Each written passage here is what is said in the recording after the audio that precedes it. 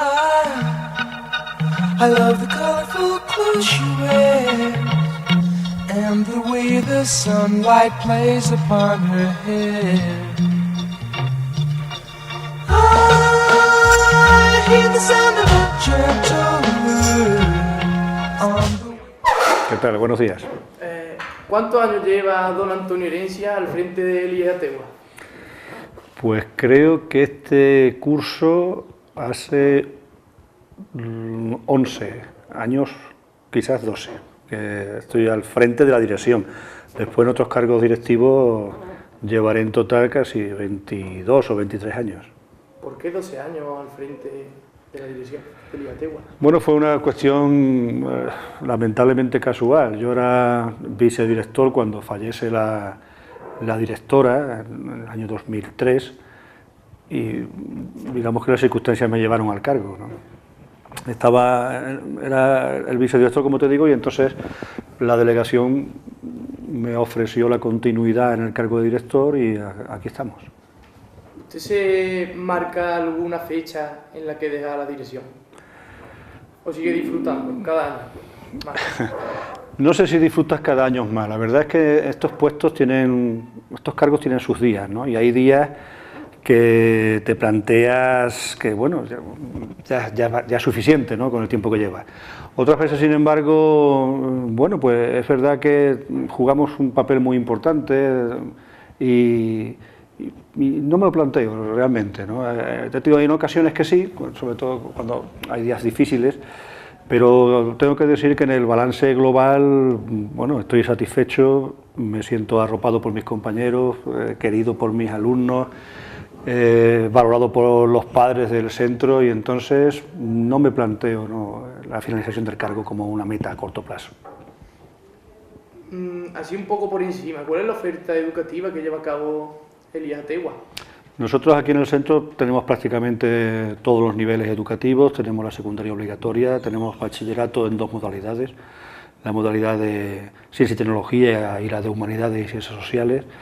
Tenemos el primero y segundo del PSPI, tenemos un primero y segundo de un ciclo formativo de grado medio y tenemos grupos de ESPA, de educación para adultos, de noche. De manera que cumplimos un amplio espectro de lo que es la oferta educativa, además teniendo en cuenta que no solamente somos un centro abierto a esta localidad, sino que además somos un centro cabecera de comarca y recibimos toda la enseñanza posobligatoria de Cartella y de Espejo, básicamente.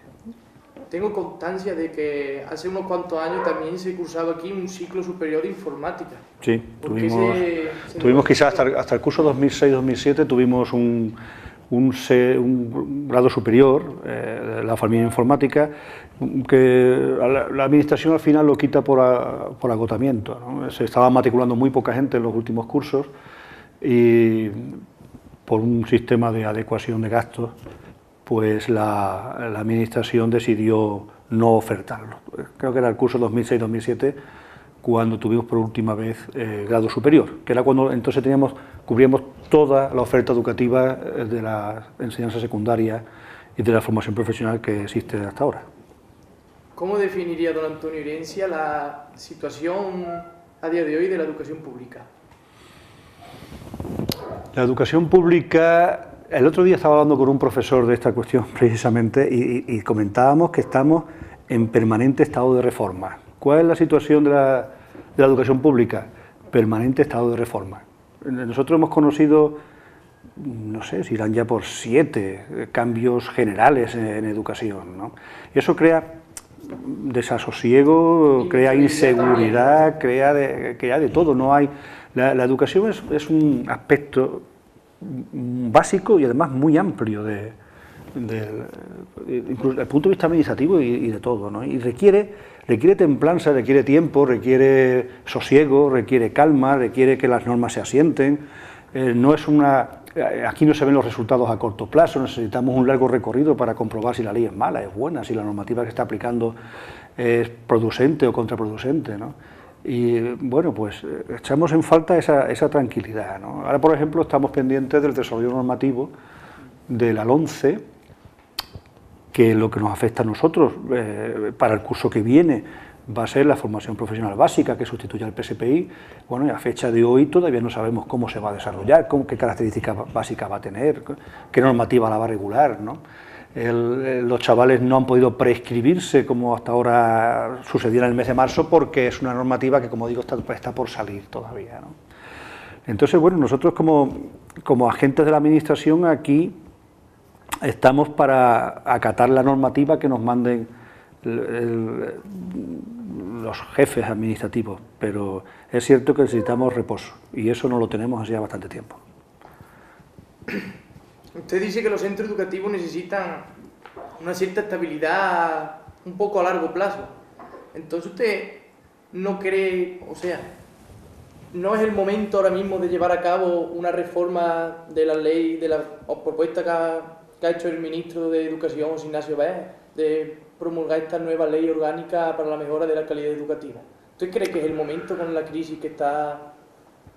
En las palabras del Ministerio, la reforma es necesaria para mejorar resultados, ¿no? Los informes que tenemos, el informe PISA, que son datos muy generales que también hay que matizar bastante, ¿no? Son los que son, ocupamos la posición que ocupamos a nivel europeo, y la referencia que hay para cambiar la normativa es, pues, mejorar resultados. Es discutible si con las reformas que se van a hacer van a mejorar o no van a mejorar. ¿Se va a abandonar la atención a la diversidad o no lo va a hacer? ¿Va a modificar sustancialmente la formación profesional, los ciclos formativos o no? Ya digo que hasta ahora mismo nos movemos en muchísimas incertidumbres, ¿no? Y lo que, independientemente de que sea positivo o sea negativo el nuevo cambio normativo, lo que es cierto es que la última ley general es de 2006. Una ley orgánica de educación tarda muchísimo tiempo en ponerse en marcha. El BOE lo aprueba, sale publicado, pero en desarrollarla por completo se tarda muchísimo tiempo. Todavía no se ha terminado de desarrollar plenamente los postulados de la ley del 2006 y tenemos ya otra ley distinta en el 2013. Y además, el partido de la oposición anunciando que si volvieran a gobernar volvería a cambiar o derogaría la ley actual. A eso es a lo que me refiero cuando toda esta situación crea desazón entre los que trabajamos aquí, ¿no? La sensación de que estamos en un cambio permanente, que no da tiempo a reflexionar los procesos, a ver los resultados reales, ¿no? Te digo que la excusa que se toma, y bueno, no es una excusa, parece ser que son datos ciertos, es que nuestros datos son muy mejorables y que por lo tanto hace falta una adecuación, hace falta darle cierto cambio a todo el sistema. El problema es que me temo que el cambio, sea el que sea, no va a tener tampoco la duración suficiente como para que al final se demuestre cuáles son sus beneficios, ¿no? O sea, entonces usted defiende a capa y espada que para que una nueva reforma educativa funcione tiene que estar esta y funcionar esta a largo plazo, no vale cambiarla, ¿no? Primero debe de contar con consenso suficiente, con haber oído a las partes implicadas. No se pueden hacer cambios normativos sin haber oído a los que de verdad conocen la realidad de todo el proceso, de los centros, el profesorado, los consejos escolares, nuestros representantes, ¿no? Un técnico, por mucho conocimiento que tenga desde un despacho de Madrid o de Sevilla, no vive la realidad diaria de los centros y puede crearnos normativas que estén muy alejadas de la realidad, cargadas de muy buenas intenciones, pero que después son muy difíciles de llevar a la práctica, ¿no? En ese sentido es en el que yo reclamo, primero, comunicación con las personas realmente implicadas en el proceso educativo y después que haya sentido común y que haya templanza, y que haya tiempo para valorar las situaciones, ¿no? ¿Cómo cree usted que ha afectado los recortes de educación, particularmente a su centro? Los recortes en educación nos afectan aquí en todos los centros, especialmente lo que se refiere al recorte en el número de profesores. Este era un centro de 56, 57 profesores, ahora estamos 53, 54, y evidentemente eso tiene tiene unas consecuencias inevitables en lo que es la marcha del centro y de las clases, ¿no? Cuando muchas veces al profesorado que ha pasado de 18 horas lectivas semanales ha pasado a 20, y que la gente que no está en este mundo pues cree que bueno, son 2 horas más a la semana, que tampoco es para tanto, ¿no? La realidad es que todos los países europeos, todos los de nuestro entorno por supuesto, mantienen unas horas lectivas semanales que se mueven entre las 16 y las 18. O sea, cuando teníamos 18 horas estábamos en la media alta de lo que es las horas lectivas europeas. Al subirla a 20 no es que se suban 2 horas más, es que el profesor tiene un grupo más de clase, con lo que eso supone de atención a otros 30 y tantos alumnos más, en revisión de cuadernos, estar al día de la comunicación con los padres, en fin, la carga de trabajo no son 2 horas más, son muchísimas horas más. Y es evidente que va en perjuicio de la atención al alumnado. No te digo nada, cuando se produce, esto lleva consigo, que aquí en este centro por lo menos no, lleva consigo un aumento de la ratio del número de alumnos por clase. Más horas de clase, más alumnos por clase, no hay que trabajar aquí para darse cuenta de que indefectiblemente eso tiene que afectar a la calidad del proceso, ¿no? Y a la calidad de la clase que se imparte por ese profesor. ¿Cuánto era el número de alumnos por media de clase que podía haber antes de que se produjera toda esta... Nosotros aquí en Andalucía la Consejería anunció que no iba a aplicar el aumento de ratio, de manera que básicamente seguimos con las mismas ratios que marcaba la ley, la situación anterior, que son 30 alumnos en secundaria y 35 en bachillerato. La ley ya permitía antes un aumento de un 10% pues, en circunstancias excepcionales. Quiere decir que una clase con 33 alumnos sigue siendo en la secundaria sigue siendo una clase que está dentro de la normativa. Claro, 33 alumnos en primero o segundo de la ESO es una barbaridad, lo diga la normativa que lo diga. O sea, que pone ese tipo de alumnos no ha estado con alumnos en clase. 33 alumnos, que es lo que nos permiten ahora, aquí no estamos así, creo que tenemos 30 sí, pero no hemos pasado ahí. Son muchísima gente para tener una atención individualizada y un seguimiento permanente sobre el alumnado, es prácticamente imposible. En bachillerato son 35 y es verdad que dependiendo de los años y de las circunstancias de plantilla, pues nos podemos ir perfectamente a 37, 38 en algunas aulas. Y bueno, esa es la realidad que tenemos, ¿no? ¿Qué lacra cree usted que posee el sistema educativo de hoy en día? ¿Usted cree que con la reforma que se va a promulgar a partir del curso académico que viene, se paliarán esas lacras o usted qué cree? ¿Usted cómo lo ve? Yo, si te digo la verdad, a estas alturas veo todos los cambios con cierto escepticismo. Y si viene acompañado de recortes económicos, con más escepticismo todavía si cabe, ¿no? Nosotros, junto con la sanidad, somos los 2 grandes consumidores de recursos que tiene el Estado. Y además, como todos los políticos además reconocen, tenemos que hacer un esfuerzo de inversión en educación porque estamos invirtiendo en futuro.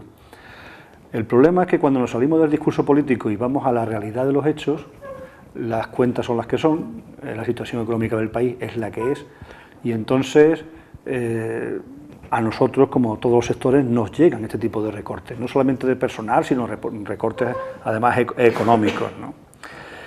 De manera que no sé qué decirte, no sé cómo va a evolucionar el futuro, ni si la ley va a ser la panacea que acabe con los males de la educación, no lo sé, porque me faltan datos y además la experiencia y los años serán los que lo digan, ¿no? Pero yo soy bastante escéptico con los cambios que se pueden producir en el futuro, porque además nosotros somos una empresa de personal, de gente que cree en el sistema, de gente que se involucra con sus alumnos, de un montón de medidas que nos afectan de una manera o de otra. Y en ese sentido no sé cómo evolucionará el futuro a grandes rasgos. Nosotros aquí desde nuestro centro intentamos, todo el claustro y toda la gente que compone la comunidad educativa, intentamos mantener un nivel adecuado. Intentamos hacer nuestro trabajo, sentirnos felices con lo que hacemos y esperar que nuestros alumnos sigan mejorando y abriéndoles puertas, ¿no? ¿Usted cree que si le damos un cierto periodo de tiempo a esta nueva ley orgánica puede mejorar la calidad educativa Pues lo que te a decía, largo plazo? es lo que te decía, ¿no? Los que redactan la ley tienen esa idea, ¿no? Que están haciendo algo para mejorar. Nosotros que hemos visto ya muchos cambios normativos por aquí, ¿no? Y en principio lo vemos, corremos el riesgo de que se vea como, bueno, otro más. ¿Hasta cuándo? Hasta que la próxima vez venga y nos cambien otra vez las estructuras, ¿no?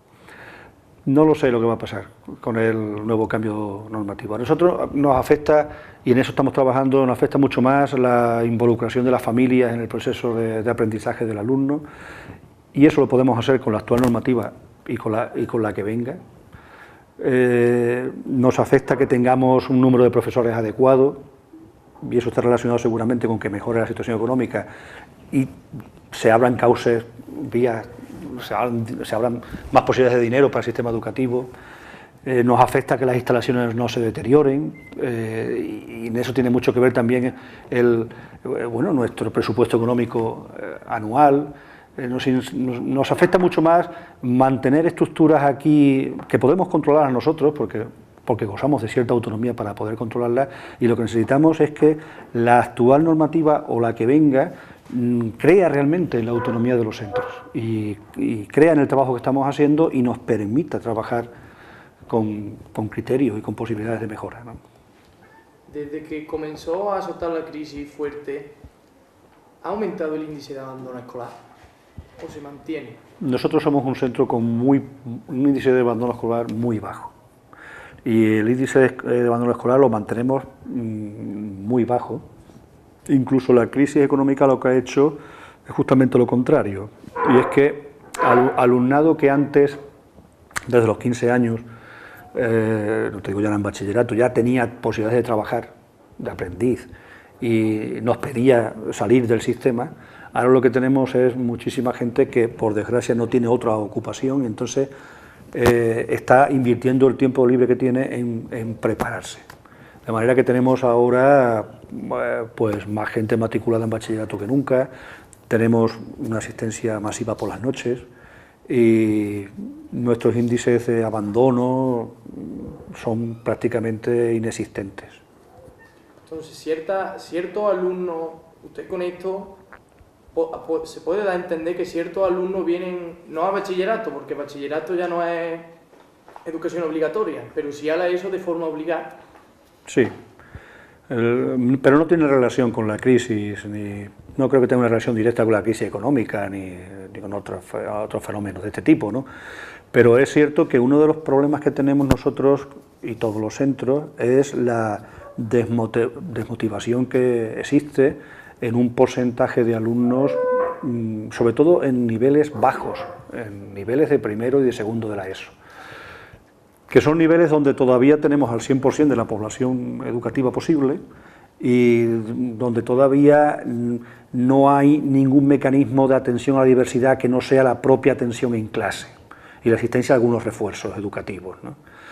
A partir de tercero y cuarto, cuando ya hasta ahora por lo menos tenemos grupos de diversificación curricular y el alumnado puede optar por matricularse en programas de cualificación profesional inicial y hay otras salidas posibles, ahí este tipo de alumnado ya está mucho más matizado, ¿no? Pero es verdad que en primero y en segundo de ESO tenemos una bolsa de alumnos con la que estamos trabajando, con varias medidas que tiene el centro puestas en marcha para ello, en la que alumnos que son muy difíciles de motivar y que prácticamente presentan panoramas de asentismo escolar, no en el sentido de que falten a clase, sino de que asisten a clase pero asisten sin ninguna motivación y crean algunos problemas de convivencia además. Respecto a las becas, ¿cómo han influido los recortes? Bueno,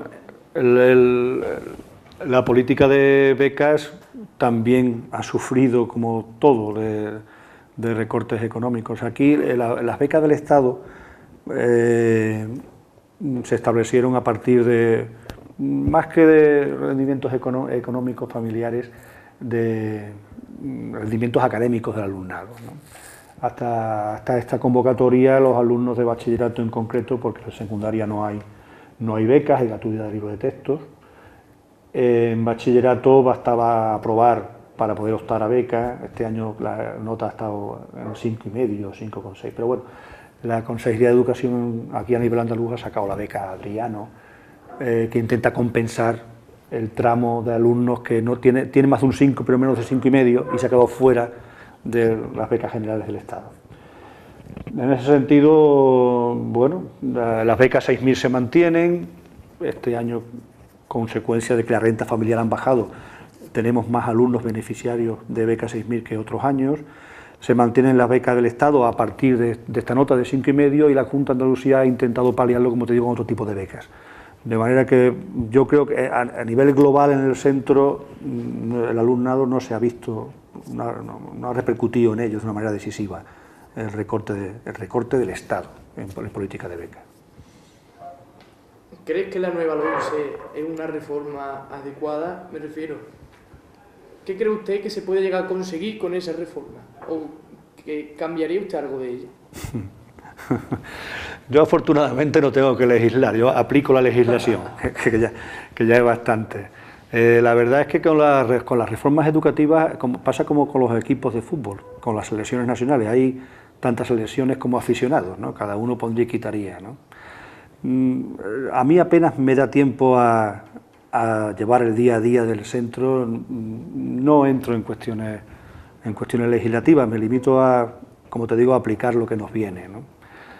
Y te insisto, el resultado de la nueva ley, que bueno, va a intentar una nueva formación profesional que no sabemos cómo quedará, que intenta una reformulación de los itinerarios de cuarto de la ESO, que está pendiente de desarrollar, que va a modificar en parte asignaturas y desarrollo de asignaturas y de horas de reparto de asignaturas en bachillerato, que va a afectar a las plantillas de los centros, que acaba con la prueba de selectividad, con la prueba de acceso a la universidad, y establece otro tipo de pruebas, sobre todo que establece estas pruebas de reválida a finales de cuarto de la ESO y en el bachillerato, pruebas a nivel nacional. Hombre, pues modificar, nos va a afectar seguro. ¿Qué cambiaría? No lo sé qué cambiaría de todo esto.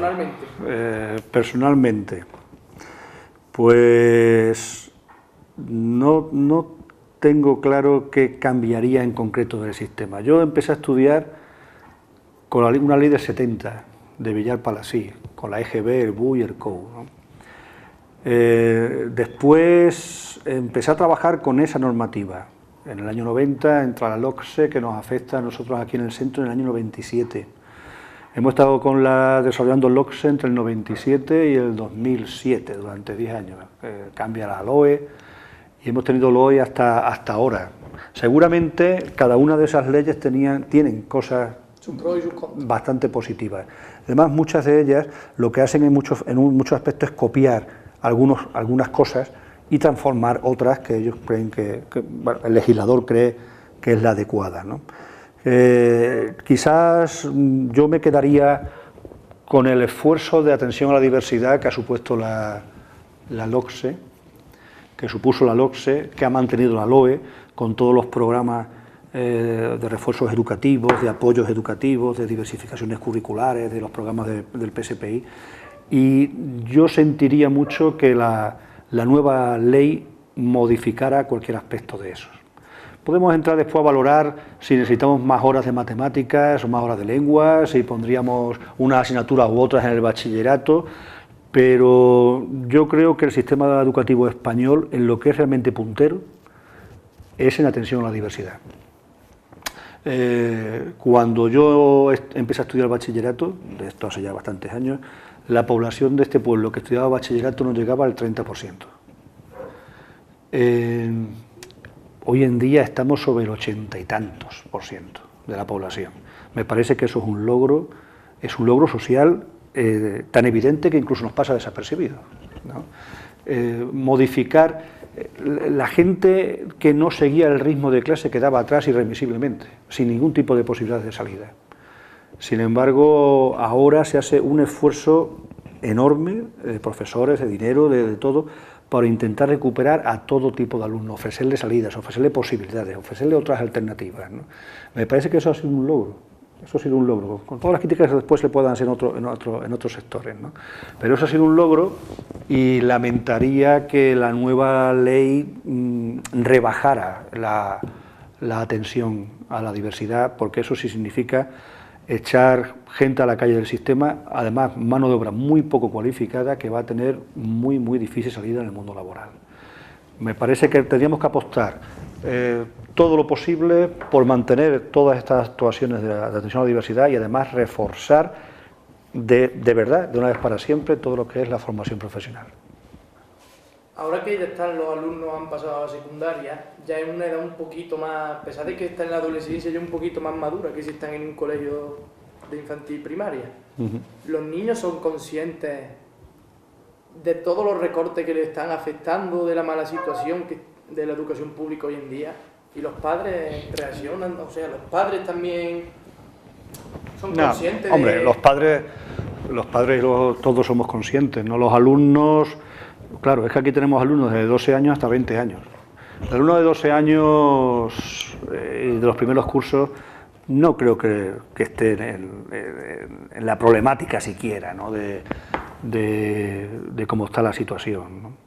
Por otra parte, los demás creo que sí, ¿no? A medida que vas creciendo, no solamente porque te interesa tu actuación educativa, sino porque te interesa tu papel en el mundo y empiezas a ver noticias y empiezas a estudiar en otros niveles, evidentemente la crisis además es una cosa que es palpable, está en la calle, ¿no? Y entonces es evidente que todo el mundo, todos en mayor o menor grado somos conscientes, y los alumnos también, que la situación es la que es, ¿no?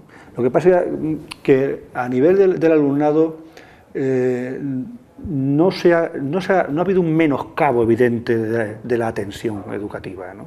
No ha habido un hundimiento de la calidad del sistema público educativo, porque hacemos esfuerzos para que no se produzca, ¿no? El profesorado lo que hace es redoblar sus esfuerzos, porque aquí nosotros somos perfectamente conscientes de que primero trabajamos con material humano y que lo importante del centro son nuestros alumnos, de manera que mantenemos actividades extraescolares, mantenemos actividades complementarias. Ahora mismo tenemos un grupo de alumnos en Londres, hemos estado de viaje en Madrid, la semana que viene nos vamos al Camino de Santiago y mantenemos el nivel de clases y de funcionamiento del centro, ¿no? En ese sentido intentamos ser un poco, tener un caparazón que no, de manera que no llegue a repercutir en lo realmente importante, que es la calidad de la educación que estamos ofertando, no llega a influir decisivamente los recortes que sufrimos por otra parte, ¿no? Pues muchísimas gracias, don Antonio. A ti. I love the colorful clothes she wears and the way the sunlight plays upon her hair.